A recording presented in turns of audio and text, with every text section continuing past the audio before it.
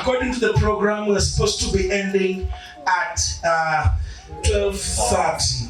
Na imefika 12:15. So I'm having just 15 minutes. Na nataka katika hizo dakika 15 tufungue Biblia zetu katika kitabu cha Zekaria.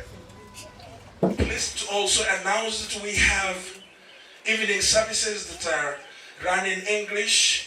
Hizo zote ni za Kiingereza, ni service ya utulivu, haina makelele. We only do makelele at the end of it, lakini inakuwa ni ya utulivu ambayo inaenda tu pole pole. So Zechariah, let's go to the book of Zechariah chapter 3. Thank you, man of God, for the word of the day about salt. Hallelujah. Say my amen. So Zechariah chapter 3 verse 1. Kisha akanionyesha Yoshua kuhani mkuu amesimama mbele ya malaika wa Bwana, na shetani amesimama mkono wake wa kulia ili kushindana naye. The Lord is showing Zechariah, na Zechariah huyu ambaye ni nabii, Bwana anamuonyesha kitu na anamuona Yoshua, na huyu Yoshua ni kuhani. Sema kuhani. Kuhani mkuu. Ni kama Eli. Mnakumbuka Eli? Huyu pia ni kuhani mkuu. Huyu kuhani mkuu ndiye aliyeenda kila mwaka mbele ya Bwana akiwa na damu, kwa sababu Yesu katika Agano la Kale hakuwa amemwaga damu. Kwa hivyo wewe ulipokuwa umetenda dhambi, kila mwaka ulichinja, na damu hiyo ilipeanwa kwa kuhani mkuu. Yeye ndiye kuhani mkuu. Alichukua ile damu na akaenda nayo kuomba msamaha kwa ajili ya watu wote, akiwa amebeba damu.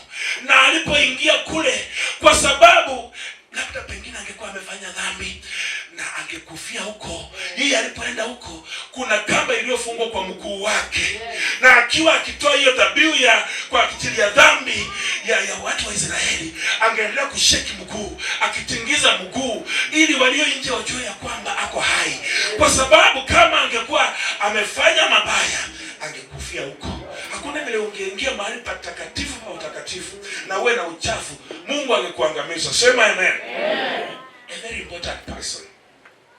This is the high priest. Mtu ambaye Mungu amemwangalia kwa ajili ya dhambi ya watu wake. Yeye ndiye atakuja kusimama mbele za Mungu na atubu kwa ajili ya Israeli yote. Mtu kama huyu Zechariah anamuona, na amesimama mbele ya malaika wa Bwana, na shetani ambaye huyu ni kuhani mkuu, na shetani amesimama kando ya mteua. Hata mavazi yao walitengenezewa na Aroni, walikusia nguo za kawaida. Mtu huyu kuhani mkuu haungemfikia tu kumsalimia, alitengwa na watu. Hakufanya dhambi za kawaida, aliwekwa mahali, kwa sababu angechanganyika na watu, huyu kuhani mkuu angepata dhambi. Akiwa na mwanamke na bibi yake, kuna wakati ambapo angejitenga na bibi yake, aende akiwa kujitayarisha kwenda, kwa sababu ya ile sacrifice. Angekuwa karibu na mwanamke wake. Alikuwa ni mtu wa kutengwa, mtu ambaye amewekwa kando. Lakini mtu huyu shetani eti amesimama kando yake. Bwana asifiwe. Amen. Mkono wake, rudi kwetu hapo ya kwanza. Mkono wake, na shetani amesimama mkono wake wa kulia ili kushindana naye. Shetani hakuwa amesimama hapa kucheka na yeye. Hakusimama hapa asukume maono. Shetani amesimama kando ya Yoshua ili afanye nini? Kwani mkuu bila kushindana na yeye. Hiyo ni kuhani mkuu anashindana na kuhani mkuu. Verse 2. Bwana akamwambia shetani,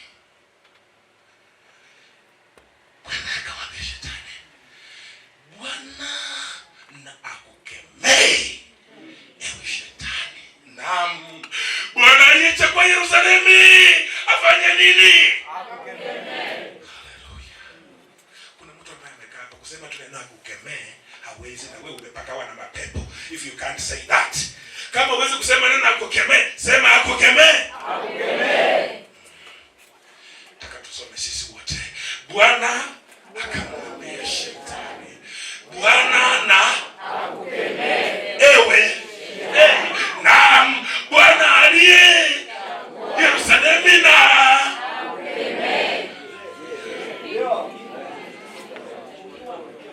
je, hiki kinga kilichotolewa motoni, haleluya, huyu ametolewa motoni. Huyu wachana na yeye, ametolewa motoni. You don't know what he has gone through. You have no idea what this man has gone through. Usimuone yeye ni kuhani mkuu, unasimama kando yake, wachana na yeye, ametoka motoni. Haleluya, chomolewa katika moto. Na kitu kinachonifurahisha ni ya kwamba there's a big revelation there, ni ya kwamba yeye mwenyewe Yoshua amesimama na Shetani, and the dude has no idea. Hajui ya kwamba kuna mapingano, hajui kuna mamenyano. Yeye amesimama tu mbele ya Bwana, na kumbe kuna adui amesimama kando yake. He has no idea. Bwana asifiwe. Wewe uliyeteuliwa, wewe uliye mahali hapa, I know you're not aware. You think what is happening to you, unajiona tu uko sawa tu, nimeenda tu Ram nisifu Bwana na niende nyumbani. You have no idea kile Shetani amekupangia.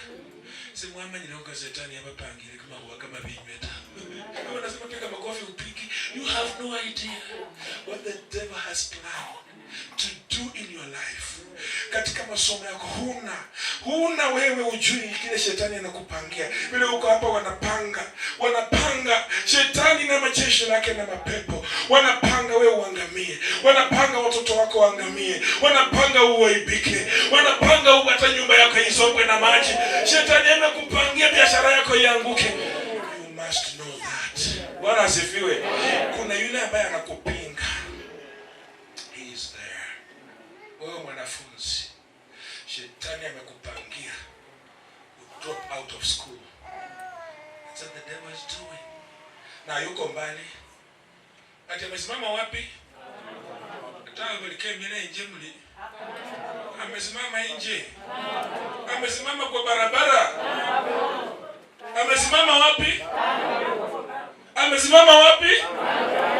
Karibu sana. Ebileka baka anafanya nini? Anafanya nini? Pastor Ruben. Tunajifanya hapa na keyboard. The devil is there. Kukupinga wewe. Tunaimba hata ukiinua vidole juu. Kando yako. He's planning evil for you. He's doing that, Pastor Wilson. The devil is right beside you, contending with you, accusing you, wanting you to fail, wanting you to be ashamed, wanting you to be broke. He wants you to walk on foot. Hata anajifanya anatembea na kagari, akwende kwa pikipiki. Tumwone ukitembea kwa pikipiki, umelenga na gari kama Marekani, kama mama kanishika Marekani. The devil is just beside you, planning evil to embarrass you. Na hakuna ambaye uko hapa utajifanya ati mimi nimezingirwa na damu ya Yesu, ati Shetani anipate. Shetani atakufuata wewe. Shetani amekufuata wewe kwa hiyo miwani. Shetani amekufuata mtano wa hiyo nywele yako. Shetani amefuata kila mmoja hapa. Ana mpango mbaya juu yako. Amekupangia mabaya wewe. Usicheke na Shetani. Haleluya. The devil is right beside you to mess you up, to make you lose everything. Alitaka huyo jamaa ambaye ni kuhani mkuu apoteze hiyo nafasi, lakini nashukuru Mungu kwa sababu ananena na shetani kwa niaba yetu. Haleluya. Atamkemea shetani. Bwana asifiwe. Amen. The Lord is fighting for you. Wacha tuone verse 3. Hallelujah. Basi Yoshua alikuwa amevaa nguo chafu sana, naye alikuwa akisimama mbele ya malaika. Unaojuzwa jana, ati kitu ambacho kimeleta shetani hapo ni kwa sababu huyu kuhani mkuu kumbe amevaa nguo chafu, alafu aribita sima na aliweni wa mwami. Na kuna watu ambao wako hapa wamevaa matambara, wananuka vibaya, dhambi imewashika. Kuna mtu hapa ameshikwa, amesetwa na mapepo na amesimama mbele ya Bwana. And that is what is giving the devil the audacity to stand beside you to condemn. Yani akiambia Mungu, wewe unamwita huyu ati kuhani mkuu, uone uone ananuka, anamkumbusha Mungu dhambi zako, accusing you before God. That's what the devil, amevaa nguo chafu sana. And we'll be praying today juu ya nguo chafu ambazo umevaa. Wewe mwenyewe unajua nguo yako chafu. Kwa hivyo tunataka tuchukue wakati na tuombe Bwana kwa ajili ya nguo chafu ambayo sisi tumevaa. Haleluya. Wengine wako na nguo safi juu, lakini mukarumu jambo chinda chilimo nende ngororo chitirisa chipauda nichogere hahali hasu. Na wewe umesimama mbele za Bwana na umevaa nguo chafu, na shetani yako anatumia hiyo nguo chafu kukushitaki kwa Bwana. Praise God. Number four. Naye malaika akajibu akawaambia wale waliosimama mbele yake akisema, mvue nini nguo hizi? Kisha akamwambia yeye, tazama, nimekuondolea uovu wako, nami nitakuvika mavazi ya thamani gani? Ya thamani gani? Tuamke mbele za Bwana. Hallelujah. Oh my God. Oh my God. He's ready to make an exchange. Ako tayari kuondoa ile aibu umevaa. Kuondoa ile aibu umevaa. Akupatie thamani kubwa. Wewe mwimbaji, he is ready. Usiende mbele. Simama tu huku kwanza. Toa vazi chafu kwanza. Toa mavazi ndio mkuje hapa. Kila mtu hapa inue mikono yake. Atoe mavazi chafu. Toa vazi chafu.